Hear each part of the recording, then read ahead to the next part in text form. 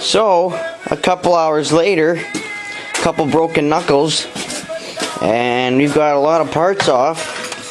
We've got the throttle body off, we've got the valve cover off, we've got the rocker arms, we've got the push rods, we've got the exhaust manifold off, we've got the alternator off.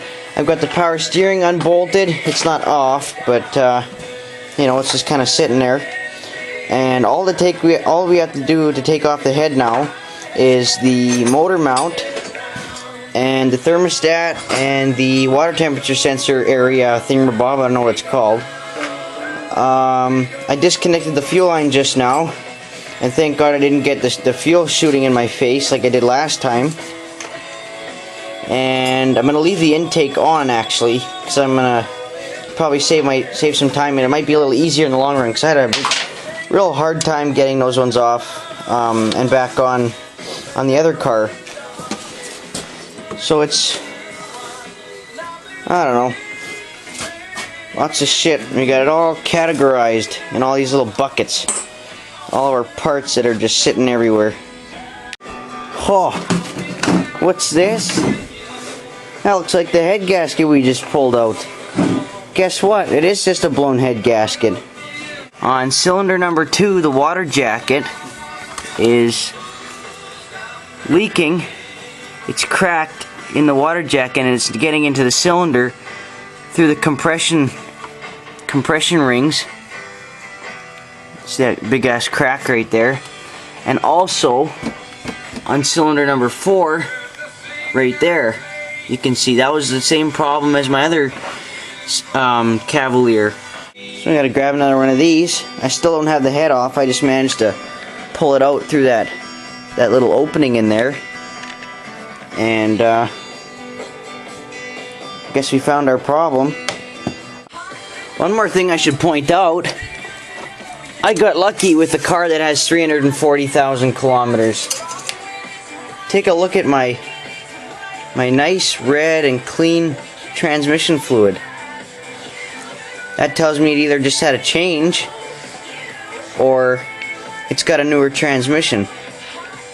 That's good news, because all the Pontiacs and Chevys I've had before have always had brown, dirty, burnt smelling transmission fluid.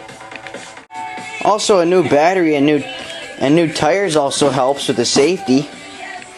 Saves me a little bit of work. In case anyone's curious, it's taken us about 7 hours to disassemble it. We worked from 7 o'clock and it's now 2:45 in the morning. This will be pretty much done by probably Sunday. I'll probably have it all back together and running if I do manage to go out and get the head gasket set, and if the head isn't warped or cracked. But I don't think it's cracked. Possibly warped.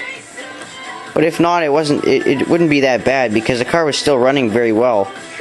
And that slight head gasket issue will probably be the complete fix right there. Awesome.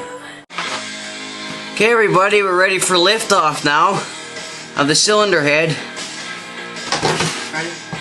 After 8 hours. about another hour's work. Because the official removal of the wires. Just like that. Let's check this out. And here we go for the flip over to make sure there's no cracks. Whoa, holy shit. Pretty darn. It's full of oil. But it looks like it's been burning lean.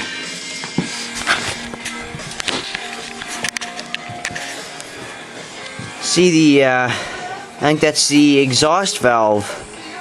Or the smaller ones, I think. Yeah. Let me just check here. This is the exhaust, right? Yeah. Yeah. The exhaust valves look like they're kind of burnt. They're dry. They look a little more engraved, you know? And the intakes look a little carboned up, especially this one. I don't know. That one's okay. This one's a little bit worse. That one's really bad. And now we're gonna have to grind this all off. You can see what the spark plugs look like when they're on the head, all screwed in. You can see it gaps. Piston comes up, fire. But just look at how much oil is on the head surface. That shows how much oil has just been pushing through that head gasket, and you can see it's drier over here, and then as you get over here it's even worse. And this part of the head was on this side of the engine, and here's the pistons. Jeff? That part of the gasket wasn't there when I pulled the head off. It just fell in just when we removed it. Where's that, But the pistons look okay, and the wear ridge on the cylinder walls, you can definitely feel them.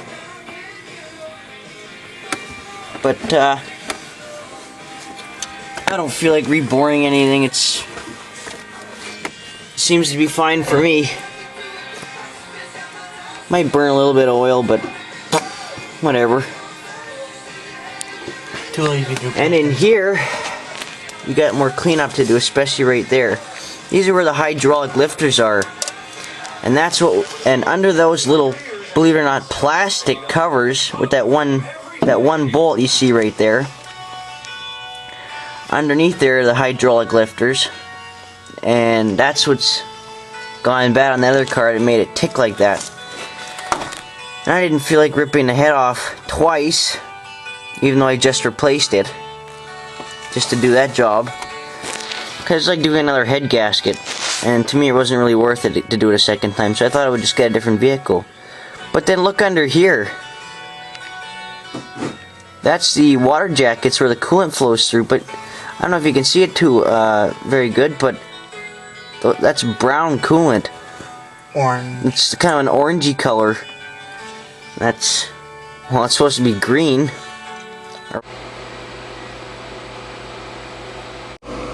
So, I've got my 3 lucky pennies, but not my 4th one. I found a defect. You can see right there, right in front of my finger, there's a pretty nice engraving right here along this line. It goes all the way around, and that's where the head gasket seals with the head, and there's a compression ring that goes around there and seals it all off.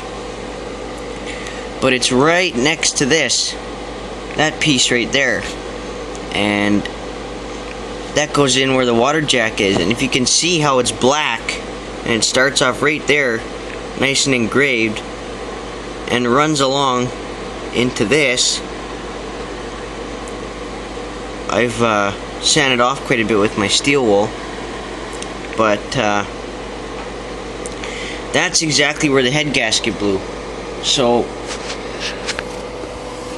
and you know what the thing is about this is that didn't happen after the engine being worn. That was a factory defect. And this car went 341,000 kilometers like that before it blew. So if it can do that, then why can't it do that for another, I don't know, 100,000 kilometers? I think I'm just gonna buy a new head gasket set and just throw it all back together. It's the easiest and cheapest way to go anyways. I don't know.